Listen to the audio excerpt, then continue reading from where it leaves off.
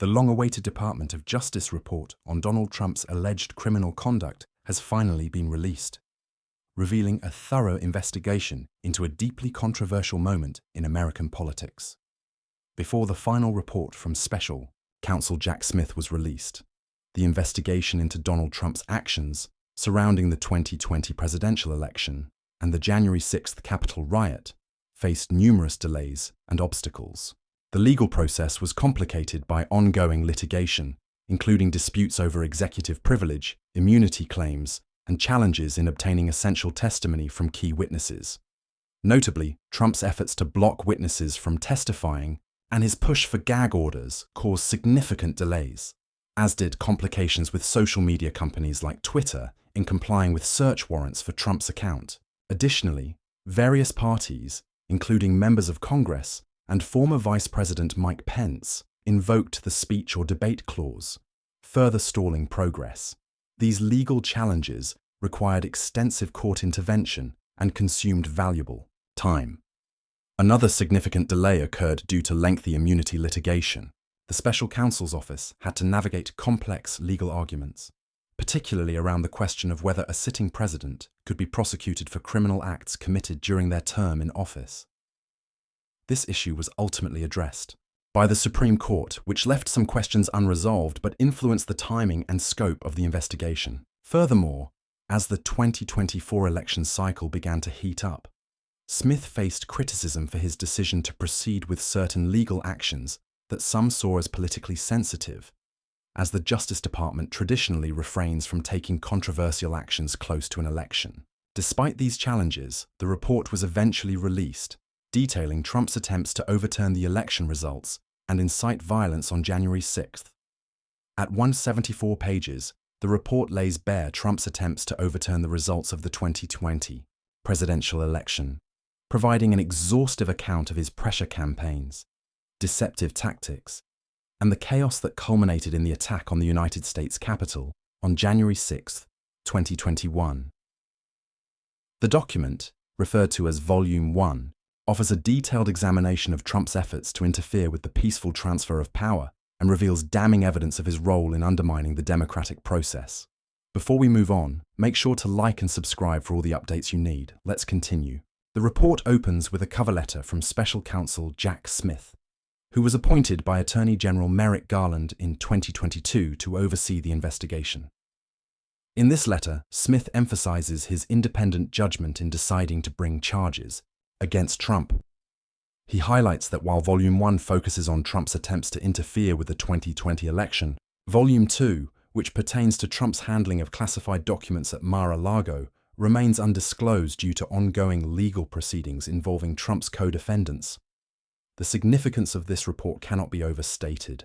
It provides a window into the calculated strategies employed by Trump and his associates to retain power despite his election loss.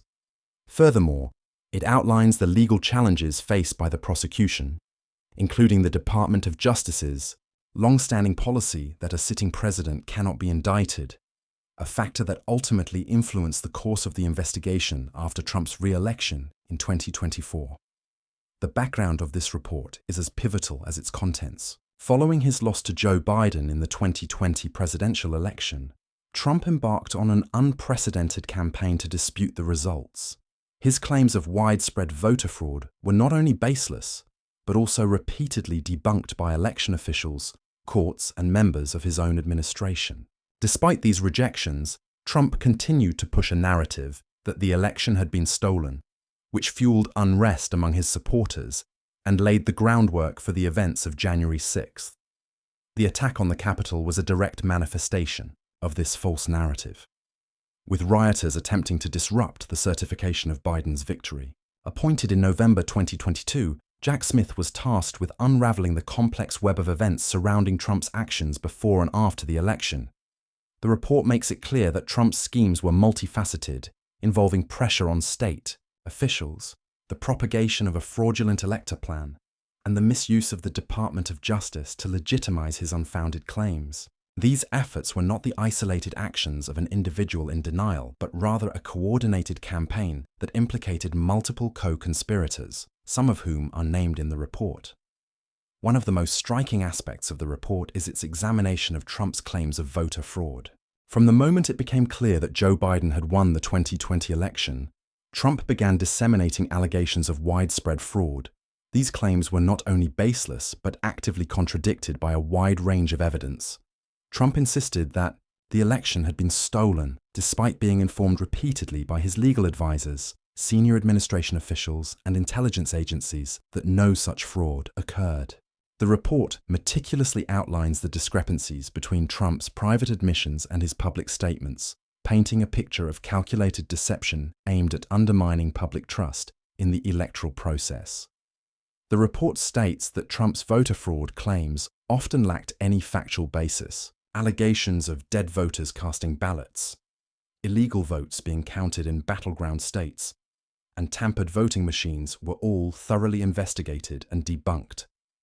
In Georgia, for example, Trump claimed that thousands of ballots had been cast in. A detailed investigation found only 4 instances of such activity, despite claims regarding deceased individuals. Similarly, Trump's assertion that Dominion voting machines had been rigged to switch votes from him to Biden was disproven by independent audits, forensic analyses, and court rulings. Despite this, Trump continued to make public statements promoting these baseless theories.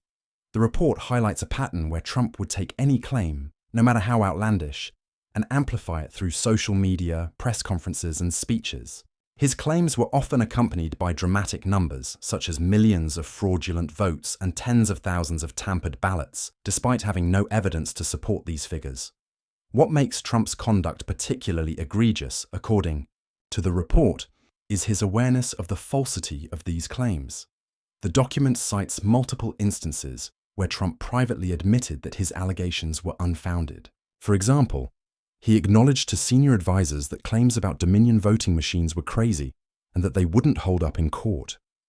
Nevertheless, he continued to push these narratives publicly, suggesting a deliberate effort to mislead the public and create a foundation for contesting the election results. The fraudulent elector scheme is another damning aspect of the report.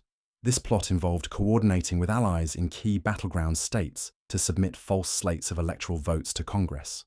Trump and his team sought to replace the legitimate electors certified by state officials with alternate electors who would declare him the winner. The scheme required state legislatures to convene special sessions and approve these fraudulent electors, despite having no legal or constitutional basis for doing so. The report provides detailed accounts of Trump's direct involvement in this effort. He personally called state officials, urging them to find votes or overturn results in his favor. In Georgia, Trump infamously pressured Secretary of State Brad Raffensperger to find 11,980 votes, the exact number needed to flip the state. In Michigan and Pennsylvania, Trump and his allies sought to persuade Republican state legislators to disregard the certified results and appoint pro-Trump electors instead. These actions not only disregarded the will of voters, but also violated state and federal laws. The fraudulent elector plan was central to Trump's broader strategy of creating confusion and controversy around the election results. By submitting competing slates of electors, Trump aimed to disrupt the certification process in Congress and increase pressure on Vice President Mike Pence to intervene. This pressure campaign on Pence is another critical element of the report. Trump repeatedly demanded that Pence reject the electoral votes of key states or send them back to state legislatures for further review, despite Pence's lack of constitutional authority to take such actions. Trump's misuse of the Department of Justice is another focal point of the report. The document outlines how Trump attempted to weaponize the DOJ to legitimize his claims of voter fraud. He urged senior Department of Justice officials to issue public statements declaring the election corrupt or to launch investigations into baseless allegations of fraud. When these officials refused, Trump considered replacing them with individuals who were more willing to do his bidding. One of the most alarming episodes detailed in the report involves Trump's effort to install Jeffrey Clark, an environmental lawyer with no experience in election law, as acting attorney general. Clark was willing to support Trump's claims and issue a letter to Georgia officials, urging them to convene a special legislative session to examine the election results. This plan was only thwarted when senior Department of Justice officials threatened to resign en masse if Trump went through with it.